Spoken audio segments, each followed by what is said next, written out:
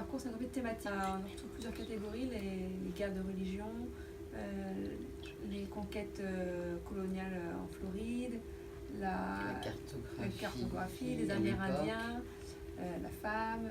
Le travail de Jean Dittard est un travail qui est assez précis en question, enfin sur les cartes. Et donc j'ai pris un certain nombre de cartes qu'il avait utilisées dans son ouvrage pour pouvoir précisément les analyser et voir quelles étaient les réalités historiques de ces cartes qui étaient représentées par Jean Dittard. Alors moi j'ai pris davantage en charge la réalité donc, géopolitique donc, de cette Floride découverte par les Français, contestée par les Espagnols, et également le rapport entre la bande dessinée et l'histoire, et les limites que chacune de ces disciplines finalement devait observer. L'exposition, j'ai été sollicité par Yann Mignereux et par Eric Schnackenbourg pour rédiger un panneau sur la place des femmes dans la société donc en France au XVIe siècle. On a retenu deux idées principales. C'était d'une part, à partir des vignettes donc de la bande dessinée, ça a été de montrer quelle était la place des femmes d'un point de vue politique.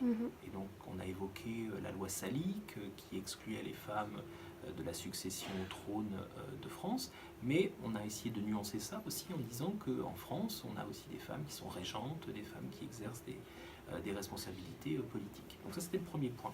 Deuxième point, c'était la place des femmes dans le milieu économique. Parce que Éléonore, hein, la jeune, donc l'épouse du dessinateur de cartes, a elle-même reçu à Dieppe une éducation familiale dans le cadre donc, de l'atelier de son père et est en capacité de dessiner des cartes. Et donc on a voulu montrer le rôle économique des femmes en France au XVIe siècle. Le parti pris, la vision directrice, c'était, je dirais, de dépasser un stéréotype qui était de présenter, peut-être un peu dans l'image et dans l'imaginaire collectif, l'idée d'une femme qui est une femme, d'abord femme au foyer, qui s'occupe des enfants. Alors nous on a fait deux panneaux, donc ceux qui sont ici.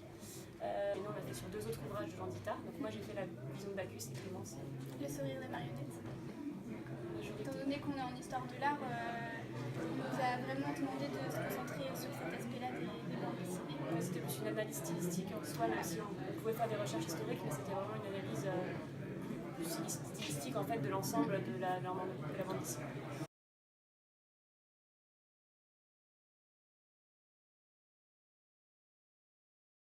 La BD est un média qui est assez intéressant pour transmettre des messages et assez accessible. Et entre autres, on veut le diffuser auprès des collèges et lycées. On a fait des recherches bibliographiques pour pouvoir, quand on diffusera l'exposition, donner des outils aux gens qui vont s'en emparer. Il y a une partie sur la bande dessinée historique, une partie sur la Floride, sur les Huguenots, la place de la femme au XVIe siècle aussi, très important. Une autre façon d'aborder l'histoire en fait, le fait de passer par le biais de la bande dessinée, c'est quelque chose d'assez novateur. Et voilà, on espère développer ça. Moi je me suis sentie un peu plongée en fait, dans l'univers et c'était assez agréable parce que j'avais un petit peu peur que ça soit trop complexe, mais en fait je dirais pas que c'est de la vulgarisation, mais il y a un côté assez quotidien, familier en fait. Je trouve, et du coup on peut presque s'identifier au personnage, mais peut-être mieux les comprendre aussi, et malgré le fait qu'on vive un cycle totalement différent. Je pense que ça, moi personnellement, ça m'a un peu permis de mieux comprendre un peu aussi la vie de l'époque. On présente clairement quelque chose que l'on maîtrise. Et je dirais, la bonne compréhension qu'on peut avoir de quelque chose n'est pas obligatoirement synonyme, je dirais, d'une forme d'abaissement ou de dévalorisation du contenu scientifique. L'idée était de créer un outil qui soit manipulable, transposable et surtout qu'il puisse servir d'appropriation pour des collègues du secondaire et pour un public qui fréquenterait des médiathèques et qui souhaiterait effectivement découvrir ce moment un peu particulier de l'histoire de la Floride lorsqu'elle a été brièvement française et quels étaient les enjeux pour les Français lorsqu'ils s'y sont rendus. Justement, l'idée, c'est de réussir à diffuser de la connaissance, donc de faire à la fois des panneaux qui sont accessibles pour des étudiants, mais en même temps clairs pour un public qui serait moins averti. Et l'idée, c'était d'essayer de comprendre ce que c'est qu'au fond l'opération cartographique, c'est-à-dire d'inscrire un espace immense, et parfois inconnu, qui est le monde, au sein d'un espace limité, qui est une feuille, ou une grande feuille pour les planisphères. Donc, c'est un défi qui est aussi un défi intellectuel, qui est un défi mathématique, un défi technique. Donc c'est ce que j'ai voulu mettre en avant dans mes panneaux.